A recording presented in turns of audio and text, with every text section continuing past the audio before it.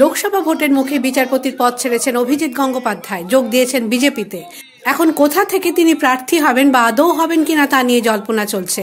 নন্দীগ্রামের দেওয়ালে দেওয়ালে তার নাম এই জল্পনাতেই বাড়তি মাত্রা যোগ করল। বৃহস্পতিবার কলকাতায় বিজেপি দফতরে গিয়ে গেরুয়া শিবিরে যোগ দেন প্রাক্তন বিচারপতি।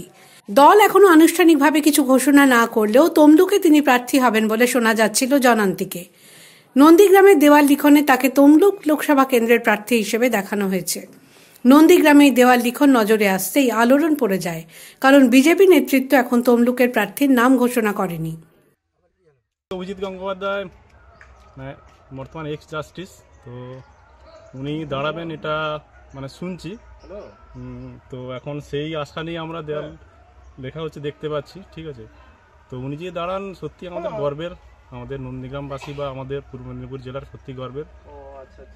কারণ উনার যে আমরা রায় দেখেছি, যারা চাকরি যোগ্য প্রার্থীরা চাকরি পায়নি, তারা যেভাবে রাস্তায় দাঁড়িয়ে আন্দোলন করছে দিনের পর দিন, তো তাদের উনি সুবিচার দিয়েছেন। তো এরকম একটি ব্যক্তি যিনি অন্যায়ের বিরুদ্ধে লড়ছেন, তিনি আমাদের কেন্দ্রে প্রার্থী হবে, এটা সত্যি চরম সৌভাগ্যের। আর কি বলবো, উনি আশা করি অ্যাটলিস্ট 1-2 লক্ষ ভোটে জিতবেন, এটাই আশা করি। যোগদানের দিনই কেন তিনি বিজেপিতে, তার কারণ ব্যাখ্যা করেছিলেন অভিজিৎ গঙ্গোপাধ্যায়। কিন্তু তাকে যখন প্রশ্ন করা হয় আপনি কোন আসন থেকে প্রার্থী হবেন, জবাবে সদ্য প্রাক্তন বিচারপতি দলের সর্বোচ্চ নেতাদের উপরই তা ছেড়ে দিয়েছিলেন।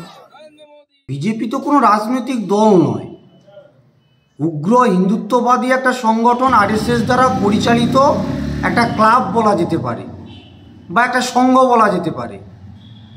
তো তাদের কোনো নীতি নৈতিকতা আদর্শ আছে বলে কি মনে হচ্ছে? যার যখন যা মনে হচ্ছে তাই লিখছে।